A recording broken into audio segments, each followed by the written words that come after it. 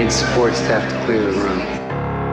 Stand up and walk now. Hello and welcome to The Watch. My name is Chris Ryan. I am an editor at TheRinger.com. And joining me on the other line, it's the Mandalorian, Andy Greenwald. What a mashup. That's the mashup our culture deserves. That's the mashup this fucking podcast deserves. Welcome to The Watch. It's Monday. Good show for you today. Andy and I are talking about the latest episode of The Mandalorian. We'll talk a little bit about Mank, David Fincher's new film on Netflix, and then we have an interview with a teacher creator, Hannah Fidell. It's all coming up next on The Watch. This episode is brought to you by Anytime Fitness.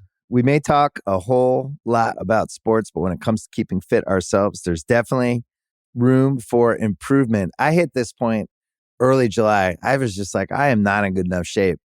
I started trying to walk at least 15,000 steps a day or hiking or just anything to keep my legs moving. Now it's the end of 2023. I feel great. I had a physical 3 weeks ago and the guy was like, you're doing great. You're doing better than you were 3 years ago. I felt great. Whatever your goals are, progress is possible thanks to Anytime Fitness. Get a personalized plan and support from an expert coach anytime, anywhere. Visit anytimefitness.com to try Anytime Fitness for free.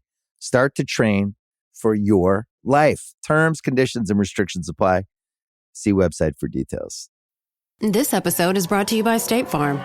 From your morning podcast to your afternoon playlist, State Farm knows you personalize your entire day. And that's why State Farm helps you personalize your insurance with the State Farm Personal Price Plan. It offers coverage options that help protect what you care about most at an affordable price just for you. Like a good neighbor, State Farm is there. Prices vary by state. Options selected by customer. Availability and eligibility may vary.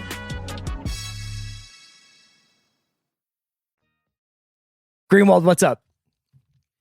I'm just trying to game this out a little bit. So, The Mandalorian is also about a grizzled, past his prime hunter who briefly was the best he was at what he did. I don't think Mandalorian is past his prime. No, I'm talking about Boba. Oh, yeah, right. Boba is the Herman Mankiewicz. Okay, let's not do this. Let's just talk about the content. We got a lot of content. Baby Yoda would be Orson Welles, right? Or Marion Davies, I think. Yeah, that's true. No, Amy Sedaris has the Marion Davies thing going. Oh, well. Yeah. And they wonder why they don't pay us the big bucks. Andy, it's lovely to talk to you. Here we are. I thought we could get right into discussing stuff because we had a great culture weekend, a lot of stuff to watch. I want to let people know that later in the week, Andy and I will have Mickey Down and Conrad K from the Creators of Industry on Thursday. That's a fantastic conversation.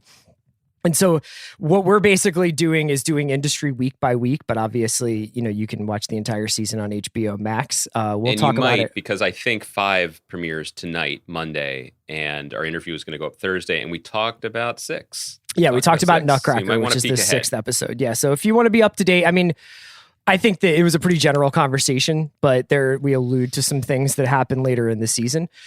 That show continues to climb my top 10 list. I'm trying to fix it. We also are going to be recording our Best of the Year TV pod with Sam Esmail this week. So that'll be coming up, I think, the following week. So exciting times on the Watch Pod. Exciting times in the Star Wars universe. It's interesting, I feel like the last couple of episodes, the Ahsoka episode, obviously we had Mallory come on and talk about what that character's arrival in The Mandalorian meant to her and meant to so many Star Wars fans. And I think obviously that feeling was in some places doubled by the appearance of Boba Fett in this most recent episode. I gotta say, man, off the top, I am having a hard time because I need to kind of think about some truths I held self-evident about Sarlacc pits. Yeah. No, this is a great place to start. Great place to start. I did not think that was an ambiguous ending for him. Let's put it that way. I don't like to be the Law and Order of podcasts and rip our conversation straight from the headlines. But what I'm saying is Sarlacc pits, kind of a hoax? Yes. Are they that bad? Right. They shut down all business on Tatooine because of these giant teeth-filled No outdoor pits. dining. Yeah. None at all, because you could build your patio over a Sarlacc pit. Exactly. And you would be eaten. As it turns out, maybe it only eats old people, right? Yes. Because Boba Fett, who, by the way, shouts at Tamira Morrison, love him as an actor, thrilled to see him. he doesn't look without underlying conditions. Do you know what I mean? That's all I'm saying. So great place to start this. That was the last time we had seen him. You and me, as guys who watch movies. You and me. You, a guy who watches movies, and me. The last time we had seen Boba Fett, he was going face first into a Sarlacc pit. Sarlacc pit, for anybody who hasn't seen Return of the Jedi, is that hole in the ground with teeth. Yeah, and you want to avoid that. He seemed fully ingested by that Sarlacc. Mm-hmm. And I know that we have seen, both in The Mandalorian, but in popular culture in general, it is possible for Jonah to get swallowed by the whale and get out on the other side. You know, like We've even all in The seen Mandalorian. Pinocchio. Geppetto swims in, swims out. There are priors. But I just felt like the Sarlacc pit was, you know, nature's food disposal unit. You know, like it seemed like that was it for Boba. But here he is. He pops up a couple decades. Well, it's actually, the Mandalorian is set how many years past Return of the Jedi? Like 5 or something. It's not that long. So he obviously got out, you know, and here he is. And I just want to just circle back to this point, because generally I am anti-hole in the ground. You know what I mean? Like, I don't want to fall in any hole. Yeah. But I feel like if you're going to choose a hole to fall in the one that doesn't have teeth. Like, this just seems simple. And it's really messing with my internal hierarchy of holes. that one seems totally fine. I guess you lose your armor. Yeah. Right? So you come out a little bit naked and afraid, but otherwise fine. And not only did Boba Fett get ingested by a primordial hole in the ground, he seems to have popped out the other side with a degree from Columbia in internal medicine. Yes. Well, also from the MIT robotics lab, because that was a gastro situation that, frankly, I admired. You know, I think a lot of us are suffering from reflux this time of year. I would say Fennec is no longer allergic to onions. Exactly. Fennec can go have Sichuanese hot pot whenever she wants without suffering any ill effects the next day. There are a lot of questions. I want to say my own entry point here is I guess I'm kind of fishing for likes here, because I was workshopping a take that may have been the most me take ever to be taken on this podcast. Is this, I bet, can I guess it? Can we play a little bit of, Yeah. Okay. Is this going to be about childcare? No. Okay. Because I thought maybe you were going to be mad that Mando was neglectful of a meditating baby Yoda up on the seeing stone there. No, I mean, I think I really related to that, because if one's child ever does take a nap in the middle of the day, you would go to war with an invading army to keep it from being interrupted. I really related to that. Sure. No, my point was more, I'm watching this episode and I'm digging it and I'm enjoying it, and there's Jedis and there's dark sabers and there's Boba fucking Fett, right? Mm-hmm. And part of me was like, are we sure we're done with standalone episodes about fish people? Well, what do you know mean? what I mean? Are we sure we're ready to move on from the show's kind of throwback A-Team-esque wander into this planet, wander out of this planet? Like, well, the genius of the show, as we've said week after week, is that it was built to do both, right? That it was built to engage with and expand on the larger serialized storytelling, but also the larger Star Wars fandom. But one of the things that caused us to fall in like and then in love with it was that it was just kind of poking around the margins. And then this season has really escalated into being a full-throated embrace of the fandom, and to the point where this episode, chapter 13, is this what we're talking? Does the thing that I think the majority of Star Wars fans, certainly OG Star Wars fans our age, have been wanting since the Sarlacc pit. So I was going to do that take, but I abandoned it because I don't know if I really want more fish people, and I actually liked how cool it was. So 2 points. One, well, I'll start with this one. I really admire the way this show, in its humble 33-minute runtime way, just does the damn thing. Like, people like Mallory, as we learned last week, have been agitating for Ahsoka Tano for years. When it was time to introduce her, They were like, great, let's get the actress who everyone wants to play her, who will do a great job, and we'll introduce her with a cool ass scene in the forest. That's it. We didn't overthink it. We didn't lay breadcrumb trails. We just did it. Similarly, we saw a little bit of Tamira Morrison in the season premiere, but otherwise he's just like, hi, yes, I'm here. I'm Boba Fett now, and I'm going to shoot my backpack rocket and then look back to the camera the way you nerds have been doing with your action figures for 35 years. Right. They didn't overthink it, and it was kind of low-key and charming in its way. I like that. The bigger point that I'm still finding so fascinating, and I'm sure much smarter thinkers and writers than us, including probably Ben Lindbergh, which I haven't read his piece about this episode yet, but people who've been writing about the show, it's really fascinating what's going on here. And we touched on it last week how, I guess Dave Filoni, who's an EP on the show, his life's project has been like spackling the holes in this totally messy franchise and doing the parts that people want to see as opposed to what the movies were doing. And that's kind of what this was too, writ large, right? Because the thing about Boba Fett, we all fell in love with him because he had cool ass armor and was in the background. Yeah. He didn't do anything in the movies. He never did anything. He didn't even have a backstory that we knew of. It was expanded on a little bit in the prequels, but otherwise, blank slate. Now, all of a sudden, he's just like, hi, I'm Boba. I have a really strong moral code and a cool staff. Like, this is doing more work on screen in canon than anyone has done with his character in decades. And that's fascinating. Yeah, a couple of things about Boba. So, number one, shows up. He's just wearing that robe. He's got Fennec with him. Ming-Na Wen killing it. And he says, basically, like, that's my armor. That's the armor that my dad gave to me. And as soon as he started talking about that legacy, I couldn't help but think about Ashley Schaefer BMW from Eastbound and Down. Thank God. And Let the Boy Watch. And I learned it from my father, who learned it from his father. And there was a part of me that really just was like, I'm so happy that this guy is playing Boba Fett, but was Will Ferrell that busy? No, well, Will Ferrell played Ashley Schaefer, so he plays Django. It's his son Gabriel who brings the plums from the market. Right, and his wife Beverly or Donna, depending on the take you watch. and for what it's worth, Gabriel was never cast in canon, in Eastbound canon. So that's true. When we do the Mandalorian for Eastbound and Down. No, and the other thing I was going to say about Boba Fett is I'm not so sure that he is, as a bounty hunter, he's no Lee Iacocca. Because he makes like a life oath to the Mandalorian after he gets his armor back, where he's like, well, now I am on this long, arduous journey with you to recover this child because I wanted my armor back. I think you could have got it for less than that.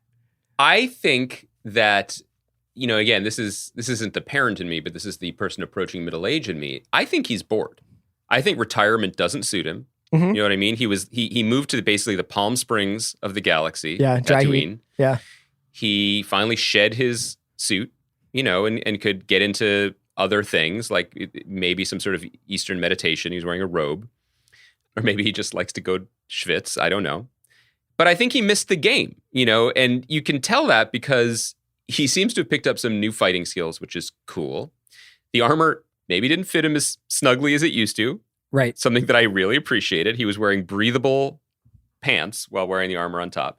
It also suggested that he was wandering in the desert, able to just fully doctor house people who were near death, and yet could not find it in his abilities over the last 5 years to best Timothy Olyphant in an armor competition. Mm-hmm. He couldn't get the armor. So I think that he protests a little too much. I just think he wants back in the action. To your point, though, about whether or not Mandalorian is deviating from its mission of the week thing, I think in a sense that's inevitable, but even the suggestion that we're going to go and spring Bill Burr from prison next week. Well, this is the people, like, there were a bunch of Ringer tweets that I appreciated. They were basically like, Mandalorian season 2, Jason Gallagher sent this, and it was just like dudes just draining 3-pointers, which I think is correct. The idea that at the moment of heightened stakes, rising peril, they've lost Baby Yoda to the dark side, that the thing to do is go spring Bill Burr, that's a heat check. That's a heat check for this show. You know what I mean? That episode, while entertaining, that's the one that I would hold up as the low point of a show that hasn't really had many low points, just because its attempts to be like, old-fashioned and kind of amusing, but also there are no real stakes here, and it's it's a comedian shooting a blaster. That was not its best. And so the fact that they're like, that's the guy we need in this galaxy full of stone cold killers, question mark. It's a testament to how good this show is, though, that like when that is put out as like the barrier for entry, like, well, we got to go get Bill Burr back to make sure that we can go get Baby Yoda and find Moff Gideon. I'm just like, sure, that sounds right. Yeah, you probably should go get this guy out of prison. I'm sure there is a more direct line to Moff Gideon, but they are putting together their dirty dozen. You know, they have Bo-Katan, they have Ahsoka, they have Boba. They're going to get Bill Burr. You know, maybe the Frog Lady. Just as you drew it up in all the Star Wars Reddit boards over the last decade, it's video game logic that we talked about before. Was just like there aren't unlimited paths. The show doesn't trouble itself with like being so clever to get us from A to B to C in a way we've never been before. It's just like, hey, that's B over there and it's on fire. We better do that. It's okay. That's fine. And there's always forward momentum in the show. There's like that character, the Mandalorian, is always, even when he stops to accomplish a mission to get the thing that he needs from that planet, he's always, it is just the Gunsmoke model of like, keep them moving, keep the character in progression. Now, if you wanted to do Parenting Corner on this show, when you realize that a baby recognizes a word or its name, you don't just do it as a parlor trick. That's not helping. That's not helping because little Grogs is so excited every time Metal Dad says his name that it's just not fair. He's not actually doing anything, but he's so excited. You know, I feel like he's crushing his young spirit and may end up pushing him to the dark side. That's my read on it. I have to say that as we sort of, this is the third to last episode. I think there are 2 left. I also just, my last note about it was just, I thought Robert Rodriguez did a great job. It's apparently he was like a last second replacement for someone who dropped out. And I don't know if that was like James Mangold or who wasn't able to do it, but he came in. Don't be modest, Chris. It was you. He came in at the last second. That's right. I had a Harper's birthday from industry and wasn't able to direct The Mandalorian. Rodriguez came in. That this episode has like a kind of Guns of Navarone storming the mountain vibe to it. I really liked, and it's just an excellent action episode. I thought, like, given the setting. I agree with that. I think that he is a little bit casual with Stormtrooper death, and I have some notes about the post-Empire sort of makeup of Stormtroopers. I saw Concepcion tweeting about this, but I also had some notes about. They don't really seem to have cover formations in the Stormtroopers anymore. They just kind of like, it's sort of the way I used to play Max Payne when I would unlock unlimited lives and just run into rooms with 2 guns. But I didn't know if you noticed that the Stormtroopers seem to really be catching bad ones. I did. I mean, I think that one of the smartest things Lucas ever did was make Stormtroopers, because then it's the ultimate red shirt. Like we don't ever see them. As a 5-year-old, I thought they were just robots. And so it never really troubled me that they were being gunned down or lightsabered down. So this is definitely the inevitable conclusion to that. I think that our friend Jason was making some very strong points on Twitter, which is like, at a certain point, is it even worth it wearing the armor that eliminates all peripheral vision if it is completely ineffective at stopping anything? I mean, this shit was chipping like plastic. It was completely useless. I don't know what it's meant to protect you from. And then, yes, I do think my hope is that as Lucasfilm continues to mine its universe for content, I think there's a not uninteresting story about the economic opportunities for people in a post-Empire world. Be like it's a pension. You know what I mean? That's right. Like, I guess I'll do this. Like who makes money, how and why and where is always a little bit of a question mark, but maybe that's where we're headed. Maybe we need a Generation Kill set in this moment of the Empire. Wasn't that supposed to be the Boyega character in the sequels? I mean, that was supposed to, you know, I mean, that was supposed to be like what happens to this guy when you realize you don't want to be a stormtrooper. Well, that's good then. That means the Mandalorian is a fitting metaphor for how Lucasfilm treated John Boyega and how important he was to them. I just wanted to sound not a serious note, but one real note that I thought we could chat a little bit about, which was in this episode of The Mandalorian, the Empire or the New Empire or the First Order or whatever we're calling it, blasts Mando's ship out of existence beyond any repair, even by cool robots. And I applaud that. And I applaud it for a very specific reason. This is also probably the darkest episode of The Mandalorian, in so much as if you are emotionally invested in Baby Yoda, he is in the most peril that he has been in this series. This is a good thing. One of the things that I think has really hamstrung Star Wars films, especially the sequels, was the inability to kill their darlings. That as soon as something became something that you could merchandise or something that people essentially cared deeply about, that was off limits. And that you basically couldn't have any. Now, I'm not somebody who thinks that the only thing that's like suitably dramatic is character death, but what happens to Chewbacca in the last sequel is a really good example of, we want to have all of the simulation of an emotional experience without actually any of the consequences of killing a character.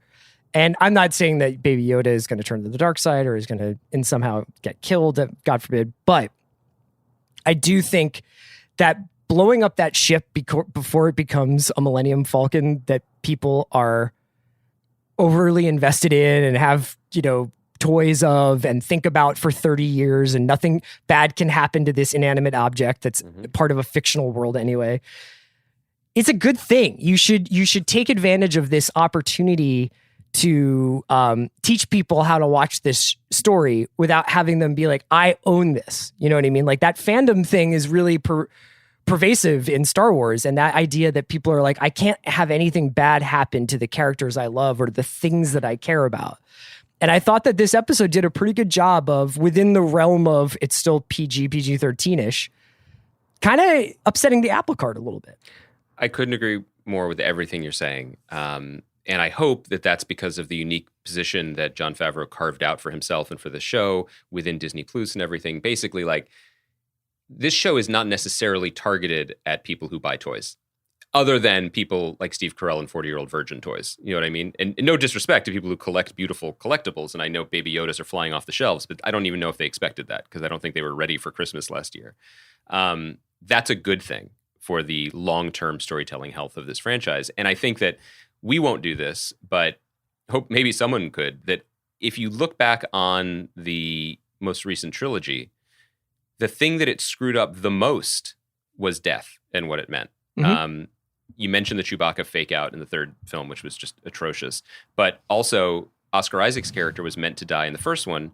And look, we love the star of Metal Gear Solid, the movie, more than most podcasters. But obviously, Oscar Isaac is generally a value add to any production. But the character never fit. There was no role for him to play. He stole screen time probably from John Boyega, who was meant to be a star, and it didn't matter. No one knew what to do with him other than they liked him. I don't even know if he stole screen time. I just think I always was expecting him to have something to do. And right. Well, I just mean that the Kerry Russell plot line in that third movie is basically like a gesture to that. That's what I mean. And I don't think he stole screen time from Boyega, other than the fact that suddenly there was an extra character being shoehorned into it. Right. And that character got some of the Han lines or the adventurous spirit, and then it's kind of duplicative. Like, you don't need both. Right. Similarly, like, look at what they did to the three leads, right? I mean, Harrison Ford, Han Solo is killed by his son in the first movie, which is, again, like, probably the most provocative idea in that whole series of movies. And it's classic J.J. Abrams, like, yes, this, but what if that? You know, and it gets a head exploding emoji, and then you have to make it work. They did that, and then spent the next two movies running as far away from that as they could, because they wanted Adam Driver to be kind of heroic ultimately, even though he did this incredibly heinous Oedipal thing. Sure. Mark Hamill, I enjoyed what happened with Luke, but obviously the fandom didn't in the second movie. And then you have this terrible circumstance with Carrie Fisher, where you're building her to be the star of the third movie, and she tragically passes away, and then you kind of ham-fist it with this fake scene and CGI, and it's like, all of this is to say I agree with you. There has to be stakes. There has to be loss. There has to be death if this is going to be a long-term thing that's not just fan service, toy merchandising, and backpatting. And hopefully the death of the Razor Crest is the beginning of realizing that. We'll be talking more about the next two episodes of Mandalorian and the subsequent Monday episodes of the pod. But before we get to our interview with Hannah, I thought we would talk a little bit about Mank. In any year, I think this would be a major movie just because it's a David Fincher movie, and it's a David Fincher movie about making movies in a lot of ways. But in this year specifically, it stands strangely alone in the field. I mean, there's lots of cool movies this year. I'm going to do Best Films of the Year with the Big Picture Gang in just a little bit. And it was such an interesting experience putting together a list of movies because my top movies are very similar to the movies that I saw this year. Right. So it's like one of my lists. Yeah, exactly. But Mank, I think in any year would be considered like a really major achievement. I know that there is some lukewarm reaction on Twitter to it. I think that it's a movie that really rewards multiple viewings, and Netflix affords that. It's one of the better things I think about movies hitting streaming services like that is that if there is something that is so layered and dense like Mank, you can immediately rewatch certain scenes. What did you think of it? I loved it. I totally loved it. And I can't wait to talk about why. But I do want to just pause and say, I know that on this podcast, we have immortalized Doug from Tidal as the guy who totally botched the multiple album streams that were exclusive to Tidal back in the day. I wonder if Doug kind of glowed up, got a corner office at Netflix back when people had offices. And he was the guy who wined and dined and made the deals and went to Ted Sarandos and Reed Hastings and was just like, guys, I know we've been a TV company up till now with our content, but like we're in the movie game in a big way. And Ted and Reed are like, that's great news. What happened? He's just like, I got the new movies from Alfonso Cuarón and David Fincher. And they're like, holy shit, tell us about them. And he's like, okay, let me read the fine print. So they're both deeply personal films in black and white. Right. And at that point, you heard the glass breaking as Doug was ejected into his next. Right. And the Virgin River folks were like, yes. Look, I love that Netflix made those movies. I'm grateful to Netflix. It's just funny to me that that's like movie. This is their big movie push for eyeballs. They're not easy views. Okay, so Mank, I totally loved it. I wasn't even sure if I was going to love it. And I loved it in such a surprising and specific way, which is to say that I didn't know Fincher had jokes. Like, I didn't know that Fincher was going to make a movie that would be this kind of funny and light and clever and witty at times, you know?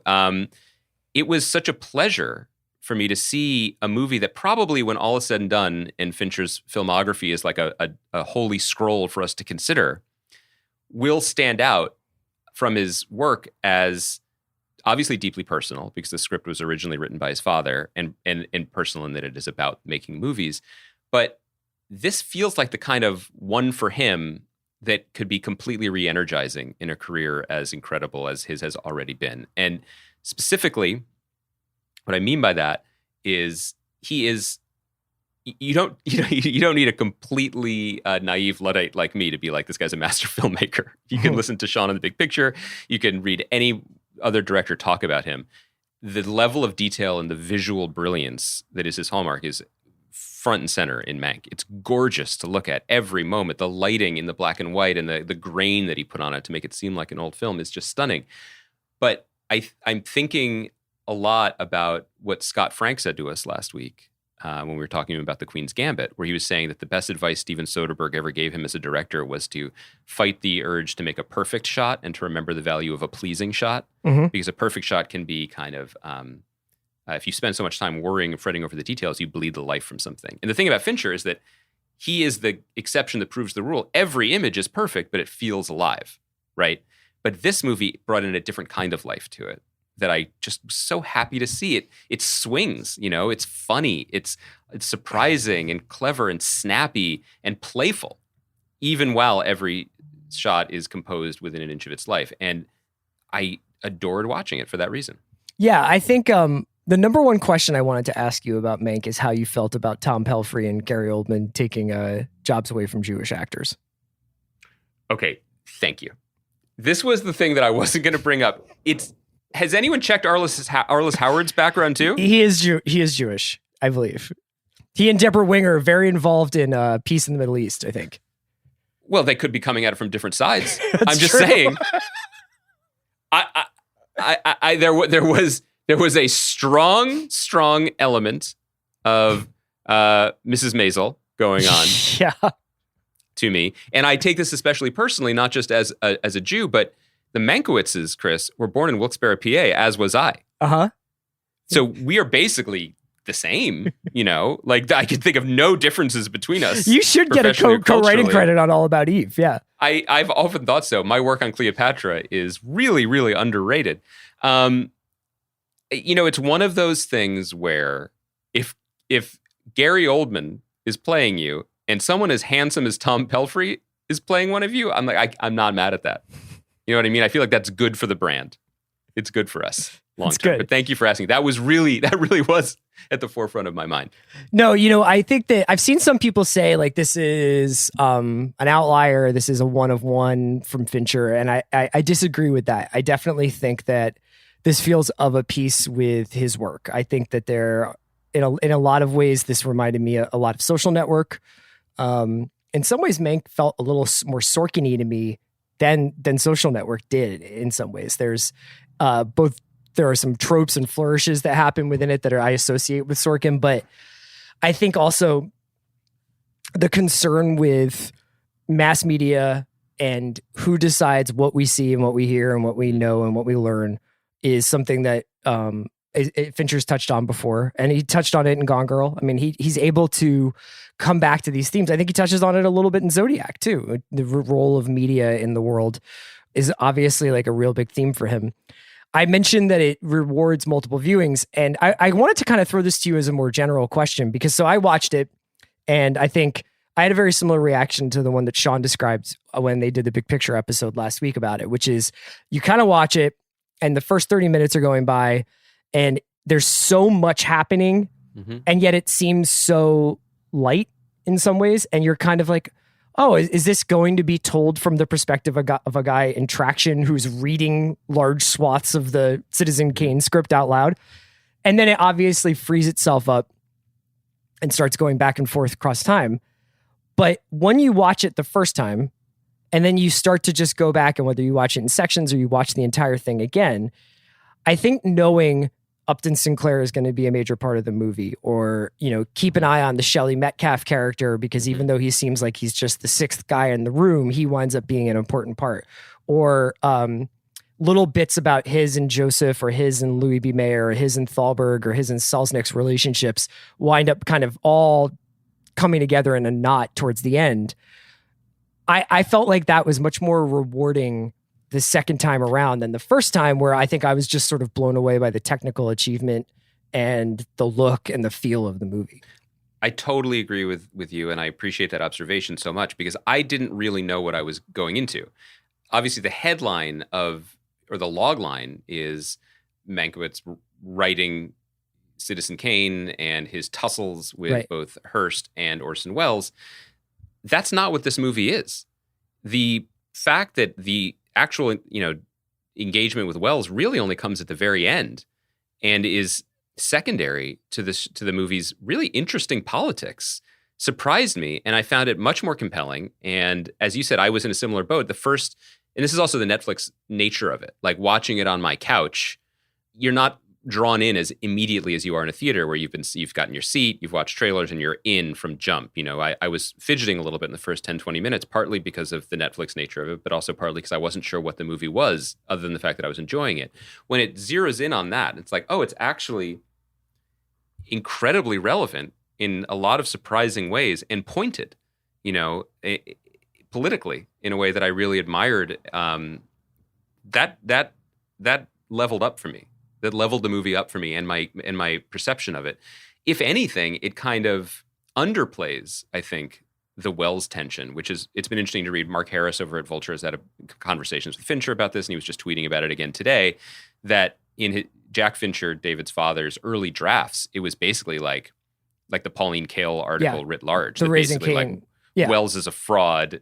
He had nothing to do with this. And this isn't what that movie is, and I think it's to its credit that it's not. That's the idea of authorship, but also a much deeper idea over art as advocacy and art versus life, and what we contribute to when we engage with the broader social world, and the cost that it can take from us. That was really, really obviously relevant to 2020, but just really fascinating and compelling in a different way. I love the movie. I hope our listeners get a chance to watch it, and maybe we'll talk about it a little bit more. I do, but what do you think about this idea? If somebody says to you, yeah, this movie's great, you got to watch it twice. Like, do you look at that as a prescription for something that you don't really want to ever catch in the first place? Or I don't like watching things again. I don't enjoy it generally, and I don't generally have the time, but it's easier when something's pleasurable. Mm-hmm. This is just such a great and fun hang, and it's beautiful, and the performances are incredible. I mean, and it's saying something to say I'd watch this again, considering the most devastating gut shot of the film is when bloated 60-year-old drunk Gary Oldman announces, "I'm 43 years old." I mean, I feel like the two of us felt particularly triggered by that moment, but I think it merits a second viewing, and I think it would. I actually might consider doing it myself. The other thing that I wanted to add, though, that I think is really interesting, since we haven't had a chance to talk too much Fincher since then, was just his reputation as exacting, as a perfectionist, as demanding, and I think Charles Dance, who was by the way, I first became aware of Charles Dance in Fincher's first movie, Alien 3. Yeah, said that the big dinner confrontation scene, they did like 100 takes of that. Yeah. And I think our perception of that is like, oh, what a monster, demanding, stereotypical, exacting perfectionist director. And like Jake Gyllenhaal didn't love it. Downey didn't love it on Zodiac, although it got interesting work from them. And then when you and I talked to Kim Dickens last year and we talked to her about Gone Girl, and she's like, I love it. I love David. I love doing it. And there's a certain kind of actor that it's like, oh, this is what I want to do. I want to get in the arena and wrestle. Yeah. And when you watch this movie, I don't know how every individual actor's feeling was, but like Lily Collins is great in this movie. Tubbins Middleton is great in this movie. Arliss Howard is great in this movie. And these are all actors who I have time for. Sure. But I wasn't necessarily checking for. Pelfrey was great. Pelfrey from, all of them. And it seems like they buy in, and he really gets something. I'll leave it to Sean to explain this to me, and I'm sure that he has been and will continue to. But Fincher is really unique because he is that X-Acto knife blade of a technician, but he gets a humanity that other directors sometimes can't. I'm a connoisseur of David Fincher multiple take stories. Like I love Robert Downey Jr. peeing in jars on the set of Zodiac as a message to to Fincher. The Mark Ruffalo stories about Fincher making him do like 85 takes of a walk and talk, and him almost thinking that he was going to get fired, but Fincher actually just wanting to change a background player's like diction or posture. I love all of them. I think you can do that. And the reason why these stories resonate with people is because of the results. If he was, not to cast aspersions, but if he was Josh Trank, nobody would care about how many takes he did. It would just be like, clearly that's not working. Clearly what Fincher does works. He gets incredible performances out of people, and he gets them into this zone. And everything I've read about it is that the reason why he does what he does is so that he can match the levels of performance, not only from the actors, but from the technicians who are working on set with him at the same level, so that Robert Downey Jr. and the grip and the lighting and everything is all humming at the same frequency at the same moment. And that's whether he stitches that together from take 35 and take 64, or whether that's like actually just happens on one of these takes, is what Fincher is looking for. Before we get to Hannah, I just wanted to ask you about a quick news story that's just sort of popped up while we were recording. And that was going back to our conversation at the end of last week about Warner Brothers moving its entire 2021 cinematic slate, theatrical slate, onto HBO Max. We had sort of talked, I think, both on the pod and a little bit off the pod about whether or not this was a horse leaving the barn situation, and what the state of the barn was in regards to how the filmmakers and producers of these movies that were moving into this dual release strategy felt about this. And now it turns out, according to the Variety report that just recently went up today, it sounds like Legendary Entertainment, I'm quoting, the production company that co-financed Dune and Godzilla vs. King Kong, may take legal action against Warner Brothers over the studio's decision to send its movies to HBO Max at the same time that they debut in cinemas. Apparently, Legendary is looking for more generous terms in their agreement with HBO, and it also has a bit in here about Denis Villeneuve being pretty disappointed that this is going to be the fate of Dune, which is obviously the project that he's dedicated the last couple of years of his life to. Any reaction to that story? I just think I'm not surprised. I mean, there are so many, especially when you're talking about movies on that level. there are so many cooks in the kitchen, and it's a very, very, very, very expensive kitchen. Like the ingredients they're cooking with are not cheap. And it's such a delicate balancing act to pull off anything on that level. And I can't even imagine what like the line item budget for something like Dune or Godzilla even looks like. And all of the profit participation, all of the, we would need the boys from industry to come in and explain to us, just like all of these companies, like how does Legendary work? They put up hundreds of millions in expectation of getting in return hundreds millions more. Mm-hmm. That is extremely high stakes balancing act. And which isn't to say this can't work, which isn't to say that Warner Media didn't make this decision, this extremely bold decision, without realizing this was going to happen and without being prepared to pay to make it work. But the expectations versus the return, I mean, there are a lot of moving pieces here, and not everyone is going to be comfortable with it. And you notice I only responded to the first part of your question, which was the financial part. The artistic part, I mean, it's got to be crushing. It's got to be crushing for these people, and as crushing it is for Denis Villeneuve, like when Dune finally comes out, we'd like to think that more theaters will be open around the world. For Patty Jenkins, who from early advance warning, and obviously this is the people they invite to see it are probably the softest touches, but Wonder Woman 84 sounds good. People seem thrilled with it. She not only spent years working on this and imagining a certain kind of rollout, then they press pause to avoid this, but ultimately it's this, so it's tough. It's tough. I mean, in the scheme of things, in the scheme of suffering in the world this year, it's not tough. I should always use that caveat, but it has to be disappointing, and managing people's financial disappointments and their creative emotional disappointments. Jason Killar's job right now it's probably a little bumpy. Yeah. All right, let's take a quick break, and when we come back, we're going to get into our interview with Hannah Fidell. This episode is brought to you by Mint Mobile. New Year's resolutions are fun the first couple of weeks. Then you kind of maybe conveniently forget about them halfway through January. No shame. It happens to us all. But this year I have a foolproof plan, at least when it comes to saving money. Just switch to Mint Mobile and you're done. Goal accomplished, because for a limited time, their wireless plans are $15 a month when you buy a 3-month plan. The great thing about Mint Mobile is there's no jaw-dropping monthly bills or unexpected overages, and all plans come with unlimited talk and text. Get this new customer offer today at mintmobile.com/watch. Additional taxes, fees, and restrictions apply. See Mint Mobile for details.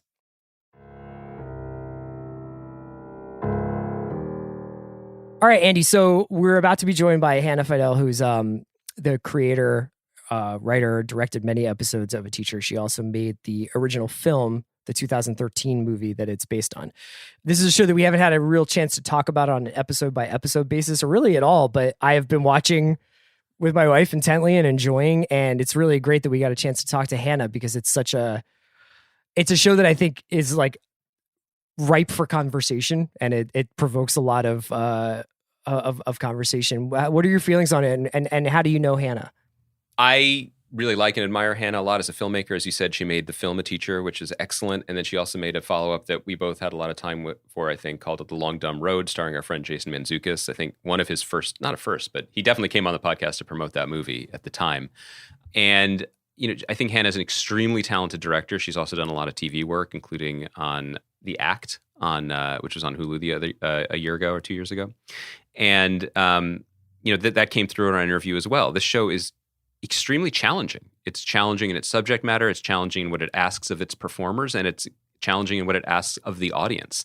I think we haven't found our way into the conversation talking about it, partly because it is a decidedly tough hang at times, as it should be, because it is a show that, sees thorny issues of consent and grooming, and it dives right in, and does not hold back, and ultimately presents something that is, I think, extremely tough and fair-minded, and features just a phenomenal performance from Kate Mara, who, as I say in the subsequent interview, remains my number one Mara draft pick. And it was great to talk to Hannah about it, because I think the challenges of executing a show like this are a lot. It's a very difficult bar to clear, and I think she does. Many episodes are streaming now on FX on Hulu. I think we're up to 7 or 8 as of this week, out of 10 total. We do not talk past where the show is it's a more general conversation. And we love talking to Hannah. Yeah, so let's get into our interview right now.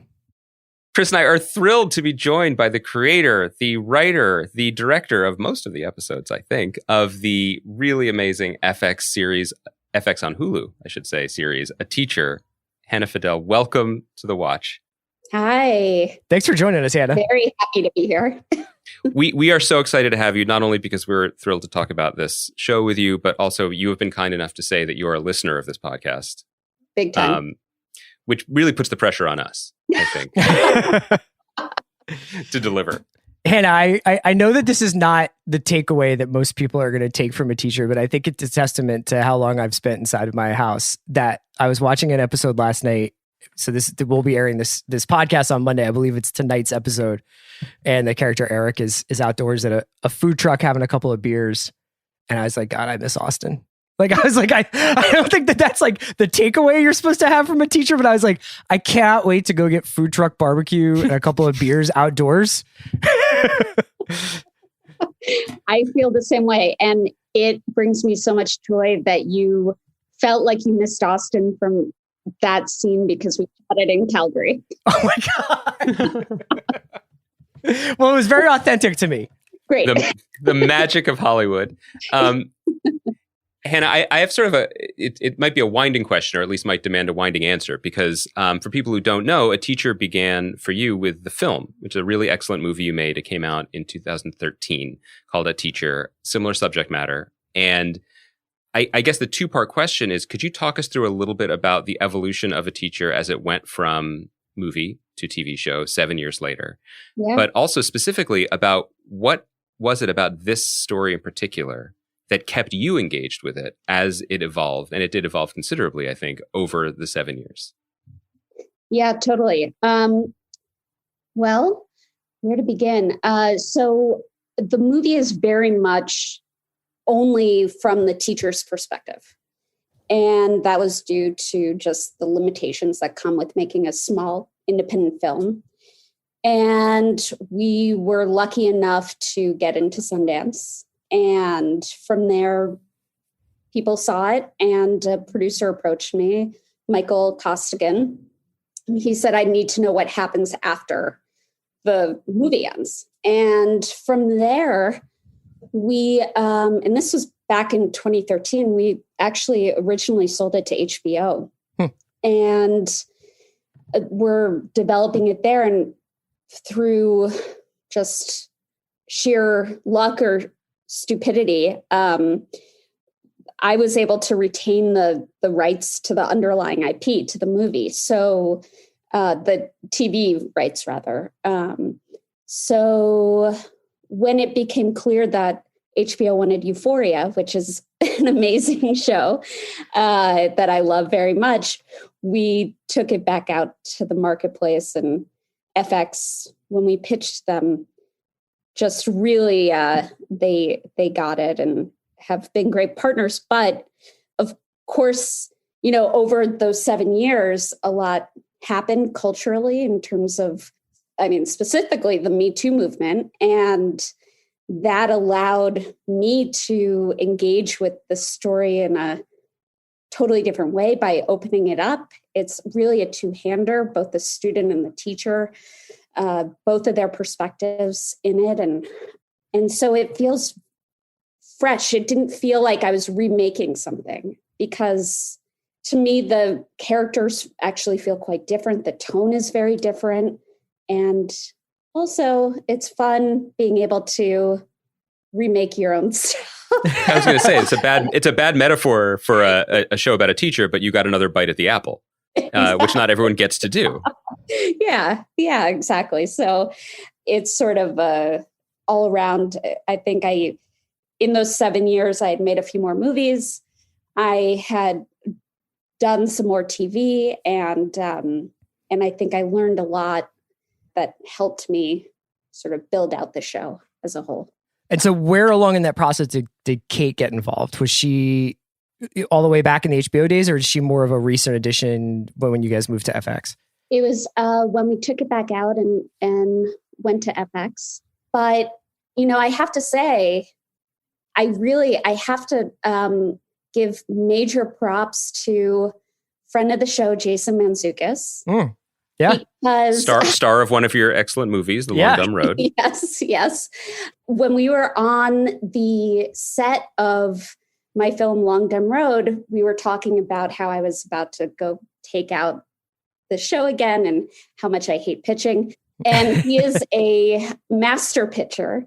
And so he gave me advice for how to do it. And I truly credit him with us being able to resell the show, because he said, and I ended up doing this, he said, okay, you print out a stack of documents that are just photos of female teachers who have been caught sleeping with their students that you can then just hand over, just like drop it on the table and go in to pitch. And we did. And, so it was this like, this is a real thing that happens. These women look seemingly normal. They don't look like villains. They don't look evil. Some of them are even attractive. And our culture is obsessed with it. So his brain is amazing. But thank you, Jason, if you're listening. I feel like that bag would have been a very strange thing to bring through like airport security. Yeah. Like I'm glad that you went directly to your pitch meetings. I'm just glad you didn't also just act like Rafi from The League in your pitch meetings. That probably would have been great point. You would have probably sold something. It just probably wouldn't have been a teacher. It wouldn't have been a teacher. Yeah. But to bring it back specifically to Kate Mara, because I think that Chris and I don't know if Chris agrees with me. This was one of the biggest arguments ever in the offices of the late lamented website, Grantland.com, was who was the superior Mara. And I feel like, I've been proved right, because I have been repping Kate for the better part of a decade now. Chris, I think, was like Wellington. Wellington Mara is his favorite, the owner of the New York Giants. So he was disqualified. But I can't imagine. I generally, I'm sure you speak to any showrunner, they could get a version of this question about their star that would be almost impossible to make a show without a creative partner that you could rely on to this degree. I feel like that's especially so with a project like this. And her performance is riveting, and so layered and so committed. And it feels like you would need to have a very specific kind of trust level and communication level with your star to execute like this. Well, she's fearless. I mean, and specifically fearless in her desire to and being okay with not being likable. And I think that's something that a lot of actors struggle with, that they need to be liked by the audience. And for her, what excites her about acting is playing roles that aren't necessarily the most likable, because it makes it more exciting. She is an executive producer on the show. And as you guys know, sometimes actors just get that credit, and that's part of the deal. But she really was a active EP, read every single draft. I could talk to her early on about her character, and just being able to have that sounding board and write for someone, I think really was invaluable. But yeah, I mean, she had this is crazy to me now that I'm about to have a kid, but she had a kid 3 months before we started shooting. And she called me on her way to the hospital and was like, I'm having the baby early. I'm getting induced. This is going to be great for our shooting schedule. Are you going to return the favor? Will you call her on the way? Yeah. Hey, Kate. Yeah, exactly. Some news. Yep. Hannah, I was curious about your sort of relationship or research that you did on people of Eric's age, whether or not, because I would imagine kids have changed a lot since 2013 in terms of the way technology plays a role in their life, even more so now than it did in 2013, and how that has evolved over the years. And as you developed the character of Eric and truly made this like a two-hander and worked on that part, how the 2019, 2020 of it all factored into it? Yeah, I think, to be perfectly honest, the reason why we set the show in 2013 was because we knew that we were going to fast forward in time. Mm-hmm. And so I didn't want to have to deal with what the future looked like and end up making episode 10 into a Black Mirror episode. I mean, right.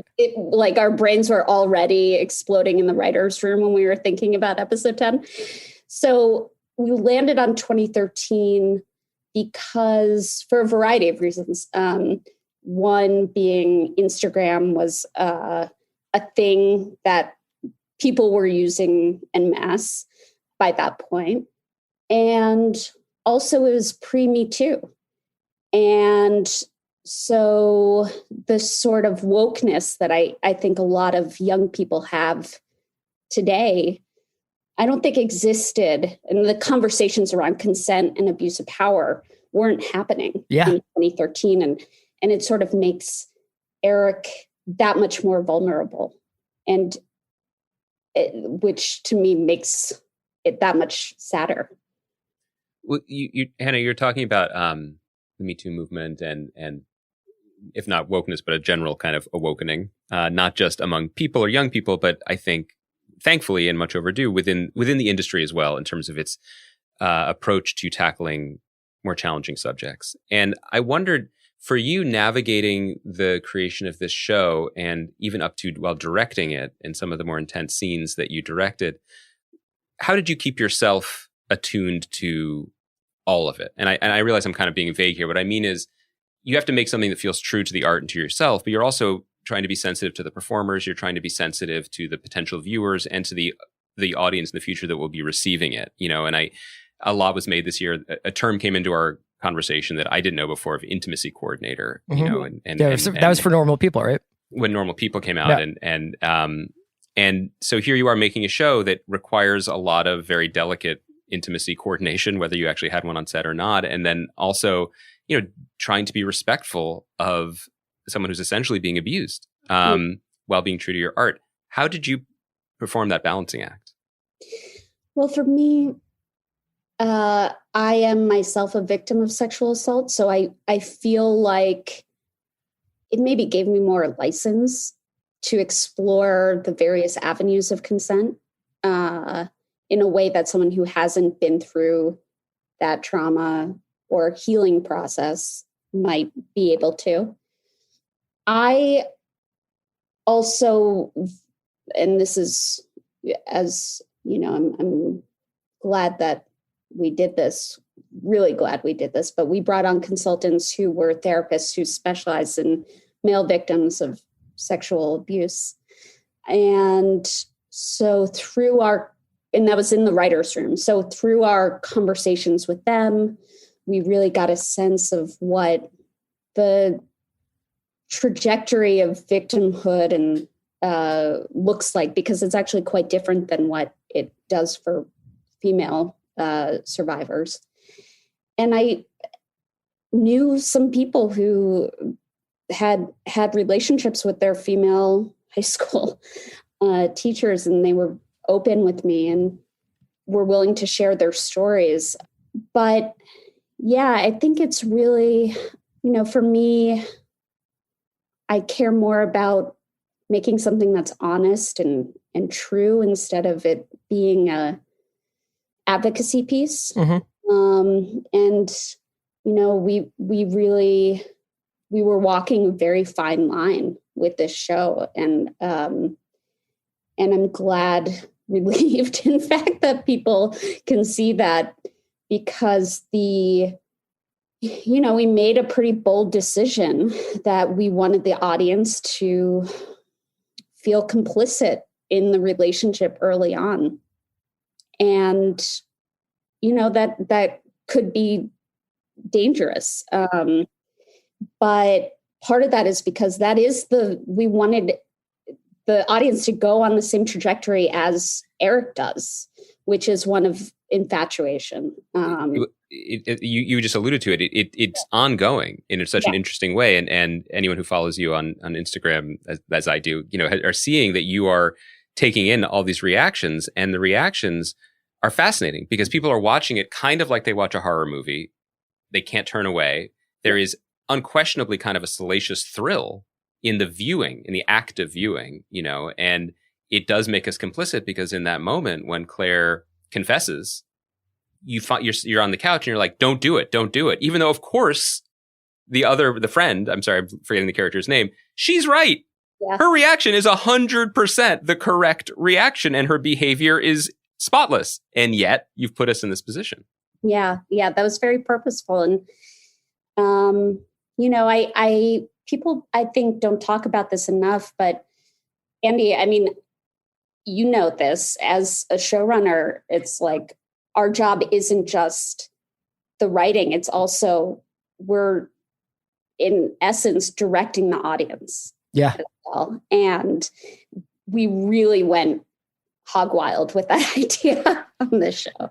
I was kind of wondering about, because episode 5 in a lot of ways has been my favorite so far. The episode where Claire and Eric go away for the weekend. And you're talking about the complicity in the audience. I was like, I wonder whether or not I'm reacting to this because they're not being watched. You know what I mean? Like, I think that a lot of those early episodes and then in the fallout afterwards has a lot to do with them concealing or dealing with the fallout from what they've done. But that sort of one moment of suspended animation, they're in that house and they can be anybody that they sort of want to be, which is obviously with each other. Yeah. As bad of an idea as that is. But I felt myself getting sucked into cheering for them. You know what I mean? Because I think I saw like they do have a very sincere connection, even though it's really fucked up, and I was wondering if you could tell me a little bit about making that episode particularly, and how you kind of handled maintaining a distance from these two characters while they're the only two people we're going to see for a majority of the episode.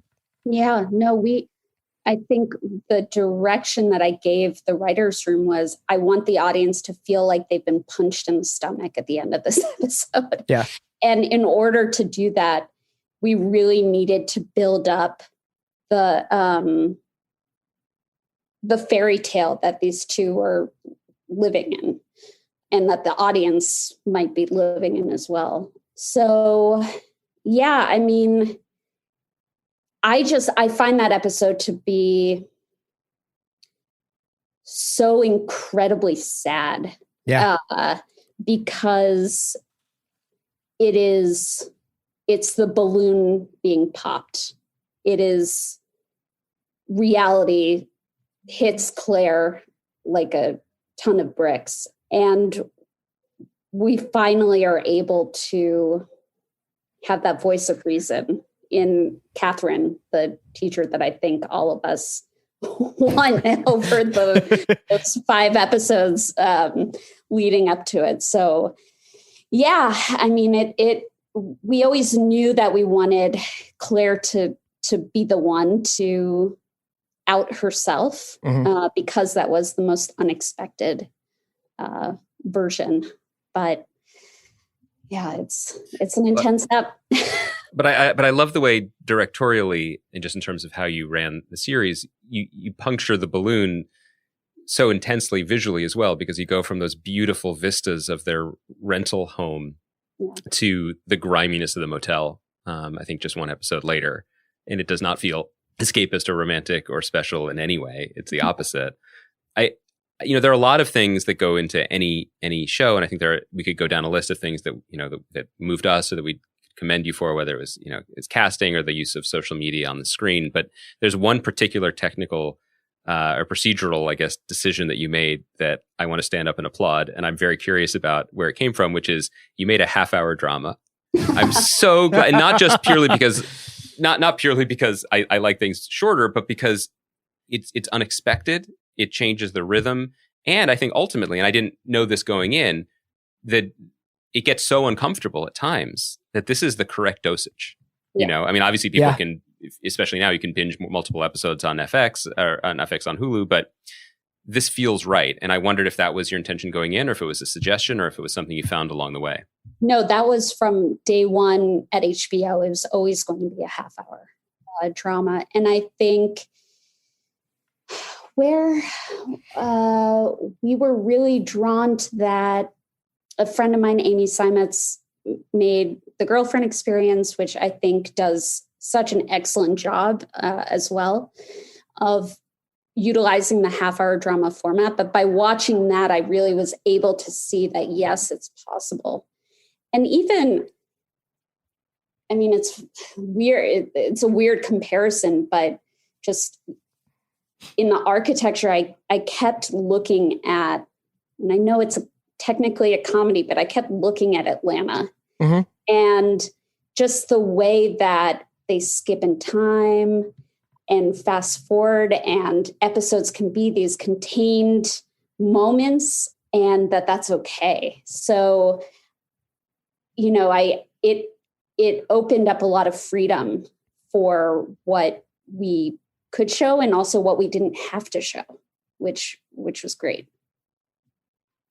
You know, I was curious about the moments, you know, especially when Eric first goes to school, and the way in which his friends are sort of celebrating his behavior. And then there's also, God, I don't know the name of the actress, but she's in Shithouse, the woman who plays his first college girlfriend, kind of. Yeah, Dylan. Yeah, she's great. And the introduction of a lot of the sort of vocabulary for how to understand his situation, both in terms of like his frat brothers being like, you're a legend, which sort of kind of confirms his I'm the motherfucking man stuff in the mirror. But then the first kind of wave he gets of like, no, you should be, you know, you're a victim and you should kind of understand that about yourself. And I want to take it slow because of that.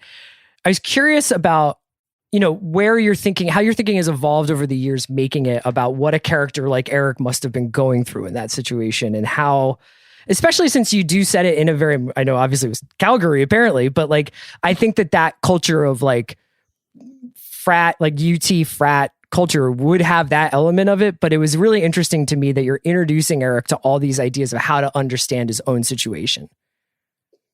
Yeah, I think that was really from the conversations that I had with the consultants in the writer's room who were therapists who had specialized in this sort of thing. And from the conversations I had with people I knew, guys I knew who had gone through it. The frat guy world is one that sadly I know too well. I went to Indiana University, dated the president of a fraternity. Those guys can write themselves. I want a spin-off of just the frat life. Let me make that show, someone. But I think that episode, and this is episode 7, really exemplifies what makes it so hard to be a male victim. Mm-hmm. What the double standard of, can men even be victims? Which obviously they can be, but I think so much of the show is about that conversation, because it's the same confusion that Eric feels about whether he is or isn't a victim based on the way that people are talking to him, that I hope that the audience is also having with each other as they're watching. A teacher is not necessarily light watching. And I don't think you would intend it to be. No. But Chris and I have found some small amounts of fun at the margins with, in some ways, a tragic character. Got to talk about Lake Light. But we have to talk about Lake Light because the commitment to this guy having essentially a Wilco covers band. To music. Don't. Let's not minimize what Matt's doing here. You know, my favorite moment in the series, just like on a enjoyment level, not an appreciation level, may have been when she returns home. Claire returns home from her first assignation with her student, and my man Matt just has the boys over, and he's like, we were just chatting about things we could cover, and I said, why not get together? Why not do it? Why not jam? And you know, it's beautifully observed, and it's not even a question. It's not even a question. Maybe we could just jam now that we're all here. Are there Lake Light originals lying around? Like, did you get anything to tape of like, is it kind of like a Broken Social Scene thing, or is it? We talked a lot about this in the writer's room. Yeah, it's really it's a lot of Wilco, Broken Social Scene, exactly. Yeah. I have to say, shout out to my husband, Jake. He's in a Grateful Dead cover band, and love it very much. We saw him at the Bowl. Chris and I were at the show when he opened for Vampire Weekend. So we know this is lived experience, and we were going to ask you how this played out in your own home, but judging by the beautiful Christmas tree and everything, it seems like you've worked it out. Going well. Yeah, good. No, I think, he loves the character of Matt for obvious reasons. That scene when Claire comes home and finds Matt's used his grandfather's bonds to buy all of this equipment that will never lose value. I mean, I can't tell you how much joy that brings him when he watches the show. But yeah, I mean, for something that I feel very strongly about and that I've learned since making the original movie is that you have to have moments of levity. Yeah.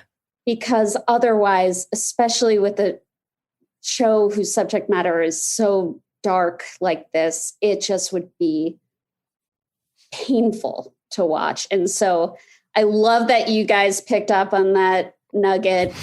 We threw in what a shock, honestly. But also, like, and Hannah, you know this from making many movies, but it's also now as a showrunner, God is in the details. And when you take the time to name it Lake Light, it's just chef's kiss. But it goes further than that because it becomes part of the visual language and the emotional language of the show, because I'm thinking about a later moment, which is not a light moment whatsoever.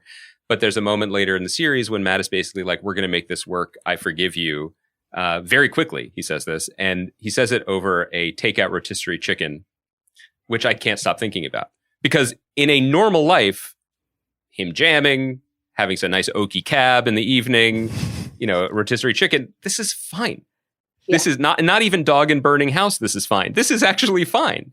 But it wasn't fine for her. And you feel that she's going to feel overwhelmed and run out of there before she does because of the way he's cutting that rotisserie chicken. Oh, yeah. Yeah. He's a goner. Hannah, thank you so much for spending so much time with us today. You've been really generous, and we really enjoy the show. So congratulations on this show. You've been working on this for so long. I know world knows, and it's really exciting to see it be received so well and have it out in the world. Thank you so much. And Chris, I have one question for you. Okay. Gangs of London. Yeah. Why? She's a plant. Honestly, it's like, it's a problem. It's a problem. My friends know it's a problem for me, but like, I don't even know if I can feel anymore. It's just like, I need violence on that level just to feel like I'm like awake in the morning. Like when I'm watching something like that, I need those guys to take it to that level. I feel like that show fell off a little bit after, we don't need to get into it, but did you watch the whole thing, or were you just like, what the fuck is he talking about? Well, my husband started watching it because you love it so much. Oh my God, I'm sorry. I dipped in, and I told Andy this. I had legit nightmares about knife fights and British dudes the night after. I think there's a way to kind of pivot your thinking maybe before you dream, and just imagine that you're in the Gang of London. Because I feel like your dream was that you were being attacked and beset by gangs of London. Right. Yes. But I would feel more secure going out into London knowing that I had the gang with their knives and ashtrays and stuff flanking me. It's all about that perspective shift. That's right. Yeah. But just like your show, A Teacher, streaming now on FX on Hulu. Bang! Podcast. Hannah, thank you so much. Guys, thank you. Thanks, I'm so sorry I made you watch that. Where's my apology?